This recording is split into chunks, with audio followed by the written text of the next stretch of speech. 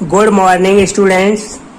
आज हम केमिस्ट्री में थर्ड चैप्टर विलयन के प्रकार एवं सांद्रता पढ़ेंगे। इस चैप्टर में आज हम विलयन और विलयनों के प्रकार के बारे में पढ़ेंगे। विलयन दो या दो से अधिक पदार्थों का समांगी मिश्रण विलयन या वास्तविक विलयन कहलाता है। जब हम दो या दो से अधिक पदार्थों का समांगी मिश्रण बनाते हैं तो उसे विलयन या वास्तविक विलयन कहते हैं। इसके दो घटक हैं, नंबर फर्स्ट विलेय, सेकंड विलायक। नंबर फर्स्ट विलेय। विलयन में वह पदार्थ जो अपेक्षाकृत कम मात्रा में उपस्थित रहता है विलेय कहलाता है। सेकंड विलायक। विलयन में वह पदार्थ जो अधिक मात्रा में उपस्थित रहता है विलायक कहलाता है। एग्जाम्पल के लिए चीनी का विलयन। यहाँ चीनी विलेय, जल विलायक तथा शरबत विलयन है। तो विलयन दो या दो से अधिक पदार्थों का समांगी मिश्रण है जिसे हम विलयन या वास्तविक विलयन कहते हैं। इसके दो घटक हैं, विलेय और विलायक।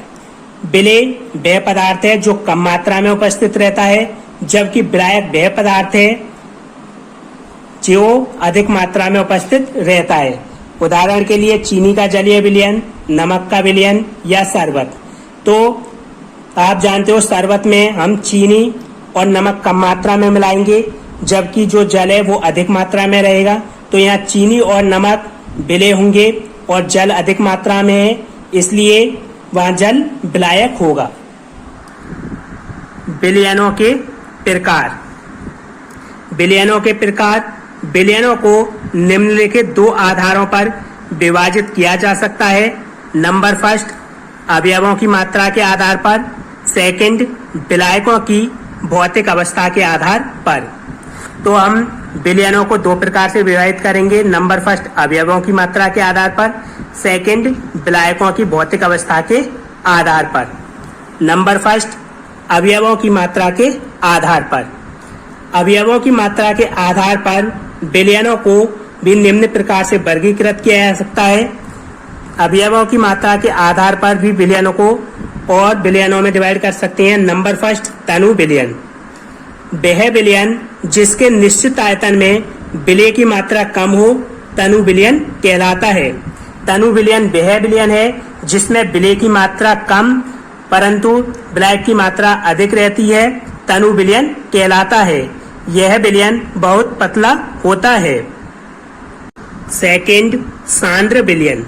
वह विलयन जिसके निश्चित आयतन में विलेय की मात्रा अधिक हो सांद्र विलयन कहलाता है।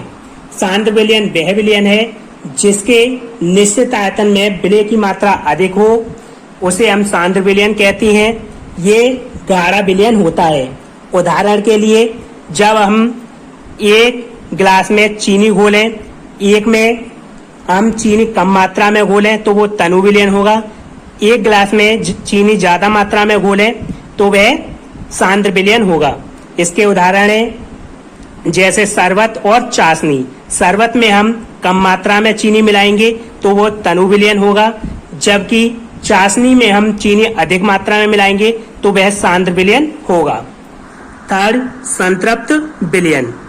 स्थिर ताप पर वह विलयन जिसमें विलेय की अधिकतम संभव मात्रा घुली हो संतृप्त विलयन कहलाता है।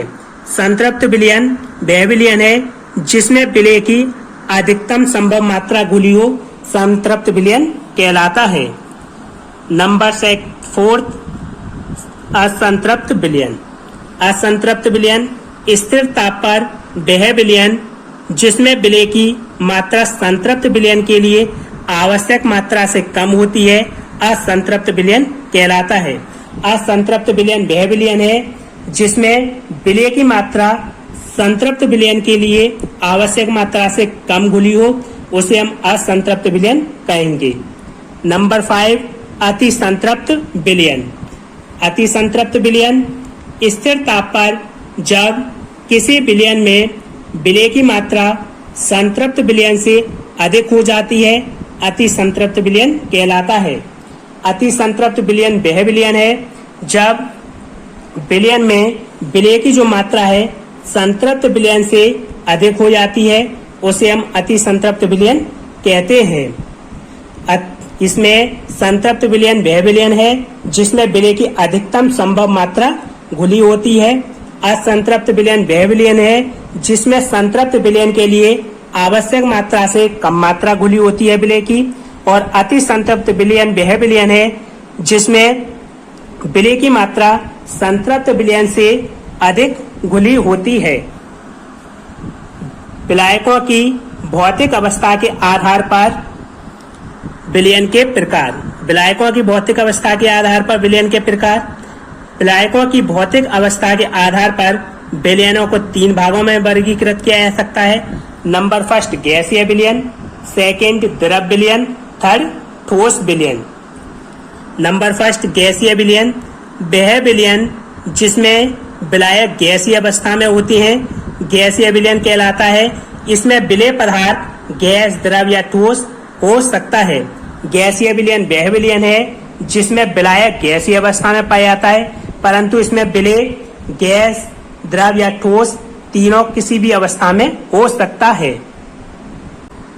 नंबर सेकंड द्रव विलयन वह विलयन जिसमें विलायक द्रव अवस्था में होता है द्रव विलयन कहलाता है। इसमें विलय पदार्थ गैस, द्रव व ठोस हो सकता है। द्रव विलयन वह विलयन है जिसमें विलायक द्रव अवस्था में पाया जाता है परंतु इसमें विलय ठोस, द्रव या गैस तीनों में से किसी भी अवस्था में हो सकता है।